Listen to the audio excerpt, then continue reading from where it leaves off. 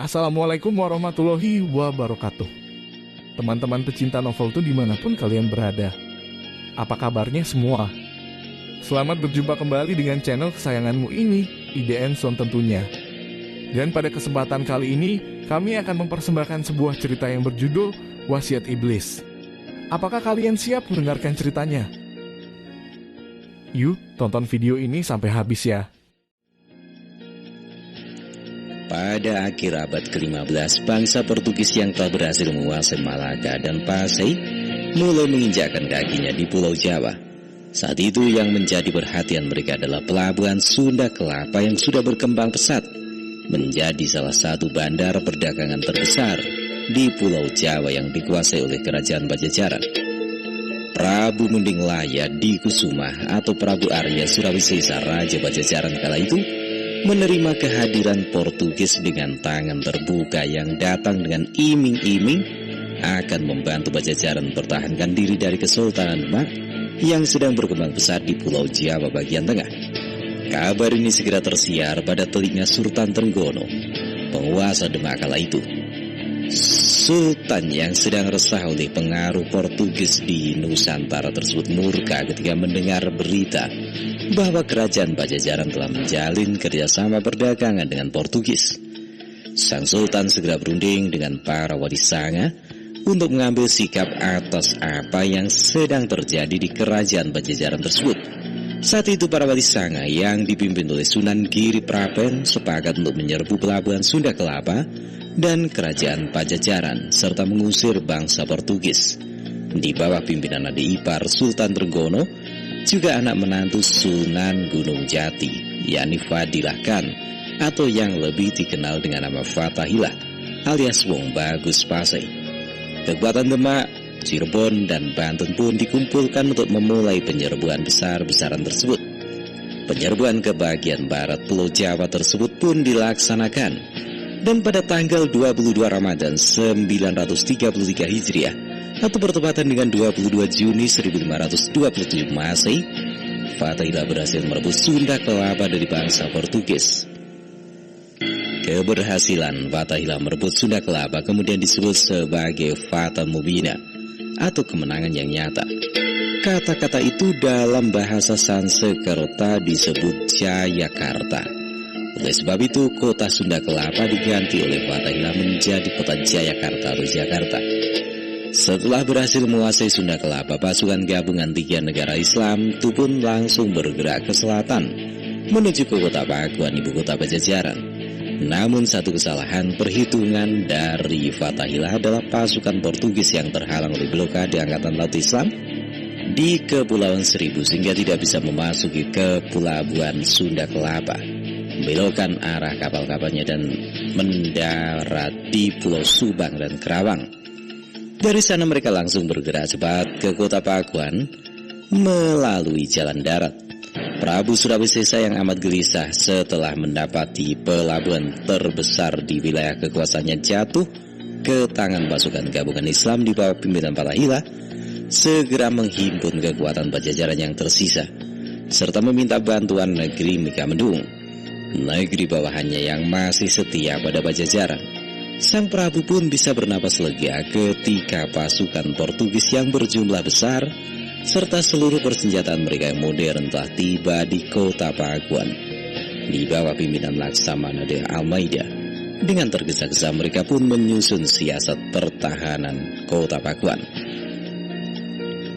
Kabut pagi mulai memudar, cahaya mentari mulai menampakkan sinarnya di ufuk timur. Burung-burung berterbangan ke sana kemari sambil berkicau riang meriuhkan suasana. Seiring dengan mulai ramainya orang-orang keluar dari rumahnya masing-masing dan berhilir mudik untuk memulai kegiatannya sehari-hari. Namun nampaknya suasana pagi yang cerah ceria itu tidak sama dengan keadaan di perbatasan kota Raja Pakuan Pajajaran yang sangat mencekam. Dari seberang, sebelah timur, dan selatan serta barat, ribuan prajurit gabungan Demak, Cirebon, dan Banten dipimpin oleh Senopati Demak Bintoro bernama Fathahilah, seorang pria asal Pasai keturunan Arab yang juga membantu Sunan Gunung Jati mengepung ribuan pasukan Pajajaran yang berkumpul di mulut perbatasan kota Raja Pakuan. Jumlah pasukan gabungan Demak, Cirebon, dan Banten tersebut nampak unggul dalam jumlah dibandingkan dengan pasukan Pajajaran. Pasukan Pajajaran hanya didukung oleh pasukan dari Megamendung yang masih setia mendukung Pajajaran, sementara negara-negara bawahan Pajajaran di tanah Pasundan termasuk Galuh, Pakuan sudah jatuh ke tangan Cirebon dan Banten. Beruntung Pajajaran mendapat dukungan dari pasukan Portugis yang mempunyai persenjataan modern hingga mereka unggul dalam hal persenjataan. Prabu Surawisesa, Raja Pajajaran kala itu, yang memimpin langsung pasukan yang didukung oleh pasukan Megamendung dan Portugis tersebut.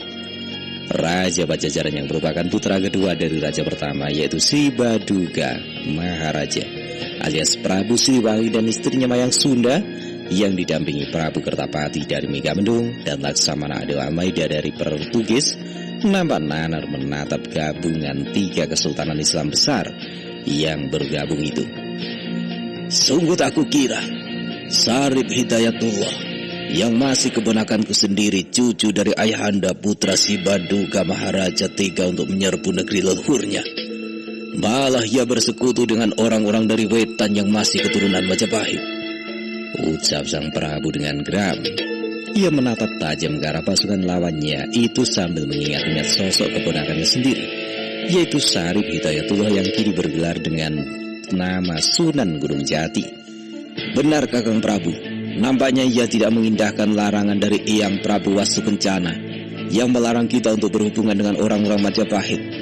Ia malah lebih mendengarkan mereka daripada wasiat ayahanda Prabu Sibaduga Maharaja yang meminta kita keturunannya untuk hidup berdamai, saut Prabu Kertapati. Prabu Surawisesa menoleh pada adik seayah lain ibunya tersebut. Betul Adi Prabu, padahal ayahanda mengizinkan Islam untuk berkembang di wilayah Pajajaran ini. Kita tidak membeda-bedakan kaum muslim dengan kaum kepercayaan kita. Apakah itu masih kurang untuk Sarip Hidayatullah?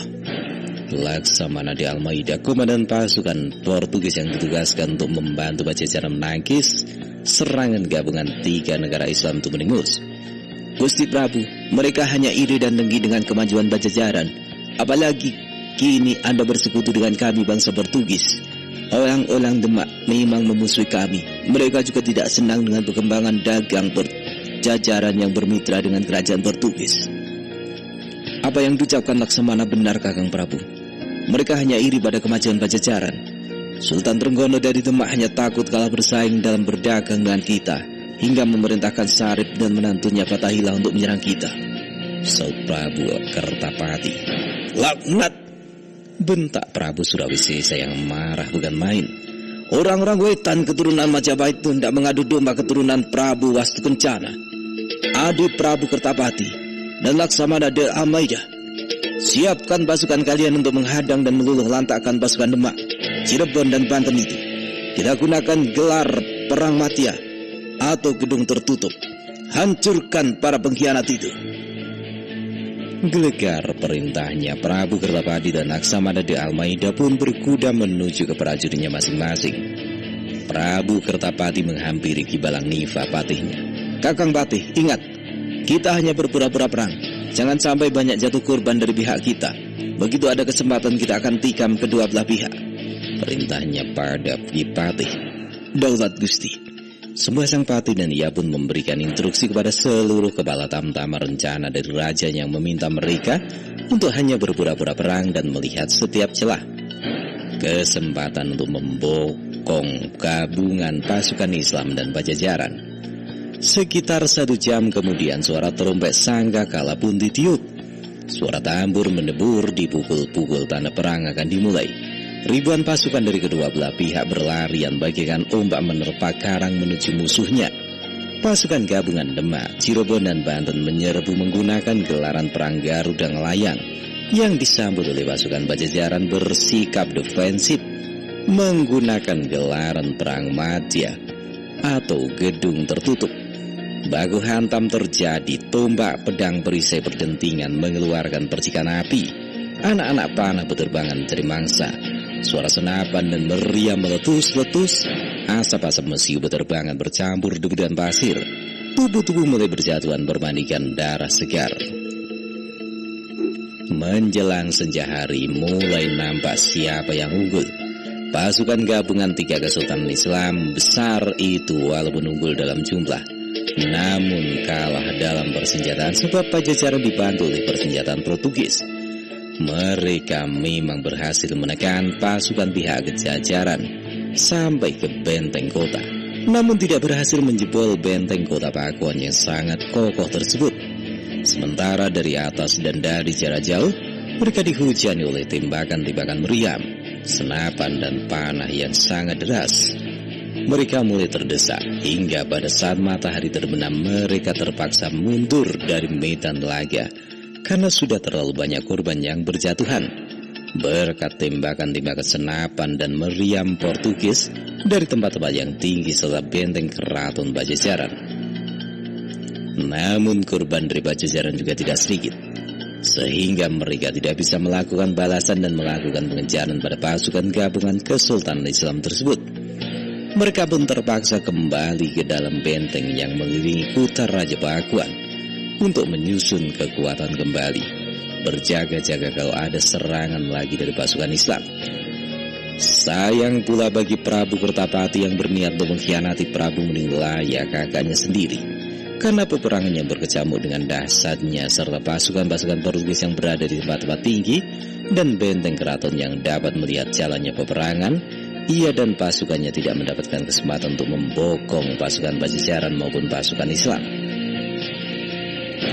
Malam harinya Laksamana di Almaida menghadap Prabu Surawisesa yang sedang disertai patihnya di kamar tamu kerajaan secara pribadi. "Laksamana, gerangan apa yang hendak Anda sampaikan pada malam hari begini?" tanya Prabu Surawisesa. "Mohon maaf Gusti Prabu, apakah Gusti Prabu melihat ada keanehan pada Prabu Kertapati dan seluruh pasukan Megamendung, seperti berperang dengan setengah hati?" ucap Laksamana Portugis tersebut. Prabu Surawisesa berpikir sejenak. Iya, aku menyadarinya. Seluruh pasukan Megamendung seperti diulur ke depan lalu ditarik ke belakang." Dia lalu melirik pada patihnya. "Bagaimana menurutmu Ki Patih?" Ki Patih menjurah hormat terlebih dahulu sebelum menjawab. "Ampun Gusti Prabu, hamba sendiri sudah menaruh curiga sejak lama pada Prabu Kertapati. Maka hamba mengambil suatu tindakan tanpa sepengetahuan Gusti Prabu. Mohon ampun kalau hamba lancang Gusti." Prabu Surawisesa menatap Ki Patih dengan tegang. "Katakan saja Ki Patih." "Ampun Gusti Prabu, hamba telah mengutus seorang mata-mata untuk memata-matai Prabu Kertapati, dan memang beliau mempunyai maksud untuk memberontak pada Gusti Prabu. Adapun rencananya adalah mencari celah untuk membopong pasukan Pajajaran, juga pasukan Islam saat perang tadi. Namun untunglah mereka tidak berhasil mendapatkan celah tersebut." "Biadab!" maki Prabu Surawisesa. Dia lalu kembali menghadap wajah Ki Patih yang telah sepuh itu. "Lalu menurut Ki Patih, kita harus bagaimana? Saat ini di antara negeri-negeri bawahan kita yang masih mendukung kita hanya Megamendung. Kertapati juga adikku sendiri. Kami sama-sama putra mendiang ayahanda Prabu Sibaduka Maharaja. Dan yang terpenting kita masih membutuhkan dukungan kekuatan Megamendung." Tanpa berpikir panjang Ki Patih langsung menjawab. "Ampun beribu ampun Gusti Prabu. Bagi hamba akan lebih berbahaya apabila pembangkangan Megamendung kita biarkan dalam situasi sekarang ini. Lagi pula mereka hanya berpura-pura mendukung kita, dan yang paling berbahaya adalah mereka dapat membopong kita di setiap saat yang tak terduga. Bukankah begitu Laksamana?" sambung Ki Patih sambil meminta pendapat Laksamana di Almaida. "Benar Gusti Prabu. Gusti Prabu tidak perlu khawatir. Seluruh kekuatan kerajaan Portugis akan mendukung Pajajaran. Dan soal Megamendung, sebaiknya kita padamkan pengkhianatan mereka saat ini juga, mumpung mereka masih setitik api kecil." Prabu Surawisesa mengangguk-angguk setuju. Maka menggelagarlah titahnya. "Malam ini juga serbu perkemahan pasukan Megamendung, dan besok kita ratakan dengan tanah negeri Megamendung di kaki Gunung Gede itu." Maka Ki Patih dan Laksamana di Almaida pun pamit untuk mengatur serangan terhadap Megamendung.